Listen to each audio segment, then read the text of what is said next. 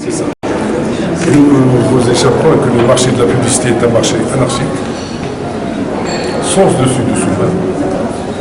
Et les textes de loi qui vont sortir, les décrets, vont nous permettre, à l'instar d'autres pays, de réguler, d'ordonner et d'organiser le marché de la publicité en Afrique.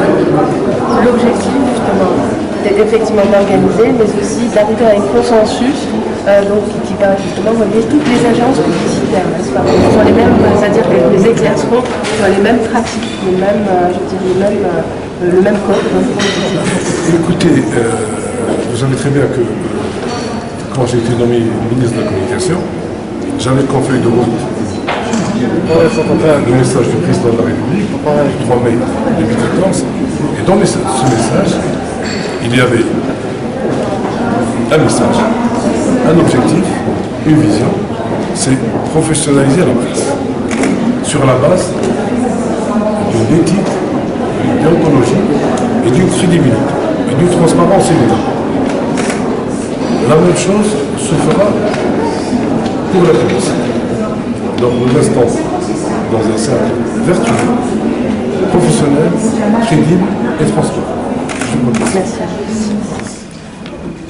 Tout à l'heure, j'ai eu le plaisir de discuter avec Monsieur le ministre. Et je vous ai dit, Monsieur le ministre, on parle de 50, le chiffre d'affaires publicitaire en Algérie serait de 50 millions de dollars et que celui de nos voisins atteindrait 150 millions de dollars. C'est énorme. Mais tout est possible.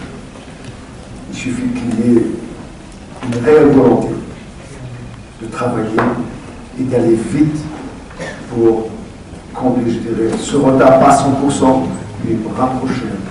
Ça, c'est déjà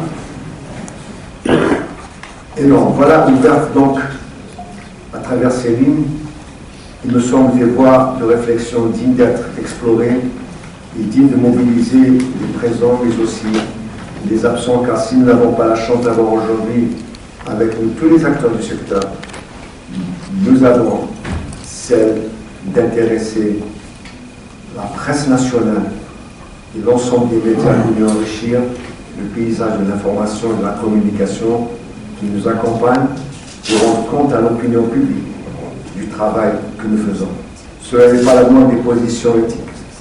Je voudrais à cette occasion rendre un hommage aux éditeurs et à leur rédaction qui continuent à nous faire confiance et à nous soutenir. À l'image de plusieurs directeurs dont la promesse de notre ami Patrice est parmi nous et que nous remercions bien à l'avance. Alors juste un petit contexte quantitatif sur la publicité en Algérie. Alors la publicité, donc je reviens, on la mesure en général comment? Comment on peut mesurer un marché publicitaire? Il y a plusieurs écoles. Ce qui existe souvent, ce qui est plus simple, c'est de faire de la pige, c'est-à-dire qu'on enregistre les messages publicitaires et ensuite on fait des bases de données, on les croise avec les tarifs des supports et ensuite on a une identité, on a une idée, une estimation des, en tout cas des recettes des supports, parce que c'est une partie, et ensuite par des recoupements, ça veut dire par exemple on a des ratios, on arrive à faire des ratios entre ce qu'on appelle le média, je rappelle pour tout le monde, donc les investissements médias, ça va être la télé, la radio, la presse, l'affichage, et ce qu'on appelle le hors-média, qui sont très importants, ça peut varier entre 40, 50, 60%, mais en général c'est un mix qui est comme ça. Donc nous, ce qu'on peut mesurer sur les médias, on peut mesurer les recettes brutes des supports, puisque bien entendu dans la négociation d'achat d'espace, il y a une différence entre le brut et le net. Donc voilà ce qu'on donne. Donc ce qu'on a en tout cas depuis 2000, c'est des choses qui sont mesurées depuis 2002. Hein. Donc 2002 avec pareil, un univers qui a pu grandir, puisque avec le temps, on mesure plus de supports. Mais en gros, qu'est-ce qu'on constate? On constate, à part, donc là, il n'y a que les quelques années, je parlerai des tendances de 2014, on constate qu'il y a une augmentation constante en Algérie des investissements publicitaires. Aujourd'hui, moi, le marché total, médias et hors médias, je l'estime à peu près 300 millions de dollars. Donc ça, ce qui est logique, parce que si vous voulez, un seul annonceur peut dépenser, un gros annonceur de téléphonie aujourd'hui, son budget c'est 50 millions de dollars. Donc vous voyez qu'à 3, ils font à peu près la moitié. Donc ça reste des estimations, et c'est aussi il y a une nécessité de recouper ces chiffres-là, qui pourraient être tout à fait recoupés par d'autres sources, comme tout simplement des chiffres venant du ministère des Finances, puisque les investissements publicitaires sont dans un compte comptable bien précis. Donc en gros, ce qui se passe, c'est que on a eu une période où la télévision avait un petit peu décliné, qui était liée à des phénomènes de fragmentation et donc une efficacité qui avait diminué, auquel cas l'affichage avait pris beaucoup d'espace. Avec une nouvelle offre télévision locale, ça reprend un petit peu. Alors entre 2012 et 2013, il y avait une croissance très importante. La tendance sur 2014, c'est qu'on a eu un premier semestre assez faible qui était lié à des éléments de contexte, des élections, donc ce qui font que les gens puissent reporter leur campagne ou autre. Mais globalement, je pense qu'en 2014, on sera sur peut-être pas 69%, certainement pas, mais une croissance par rapport à 2013. Donc c'est un marché qui se porte bien en termes de croissance et qui a rattrapé bien entendu ses voisins. Les éléments de comparaison entre l'Algérie, 3 fois plus petite que le Maroc, oui c'est une réalité. Mais ça se rattrape, la croissance est beaucoup plus importante ici. On le verra après quand on aura un focus sur les annonceurs. L'Algérie, on en discute avec des gros annonceurs, on expliquera aussi qu'est-ce qu'un gros annonceur. L'Algérie, elle est en train de devenir un marché très important pour les grands producteurs, que ce soit agroalimentaire ou autre. Moi j'ai 4-5 clients mondiaux pour qui l'Algérie est le 2e pays. Je peux citer Bell par exemple.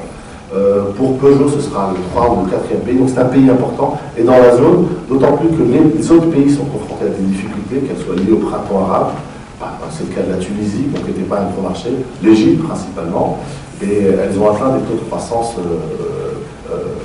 les taux de croissance sont un peu en train de s'afficher, même si des marchés comme le Golfe sont très très importants. Si je dis 300 millions de dollars ici pour tout le marché, peut-être que le marché du magazine à Dubaï c'est 100 millions de dollars.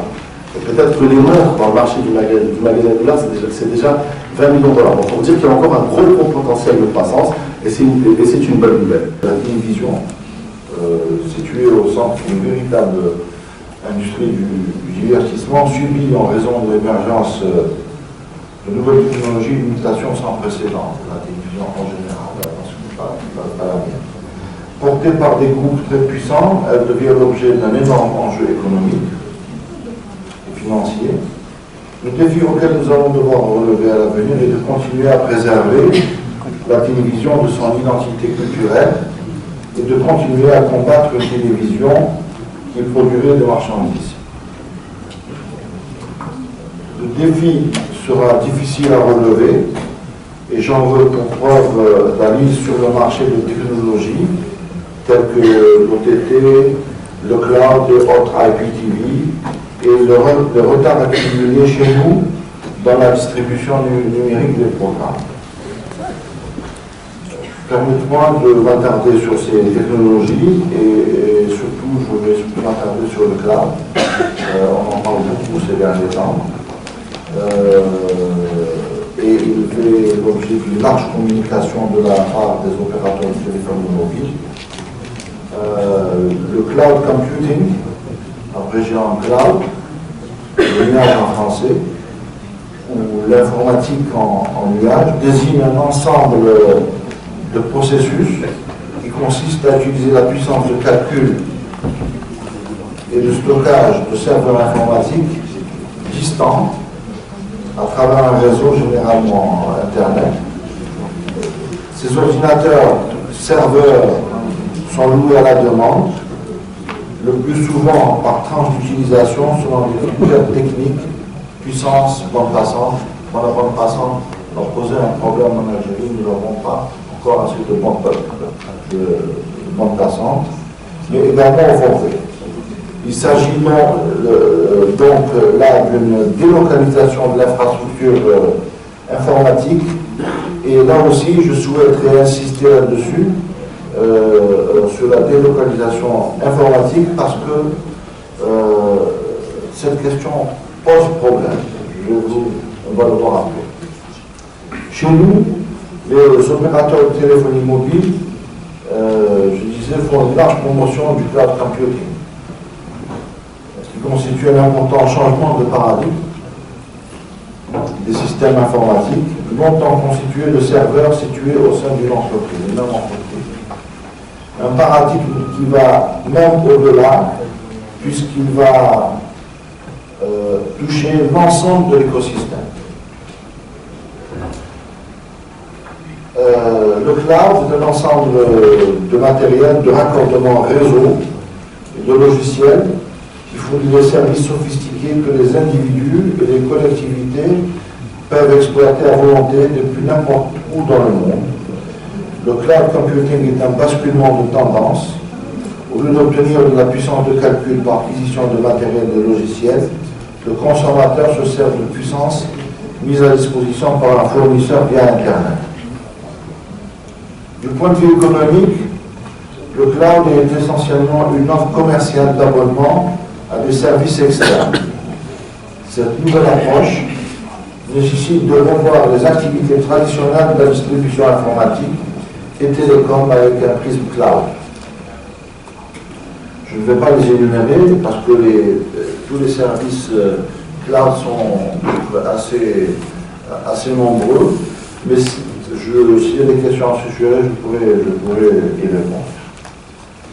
En cloud computing, les entreprises ne se servent plus de leurs serveurs informatiques, mais accèdent à des services en ligne, d'une infrastructure gérée par le fournisseur.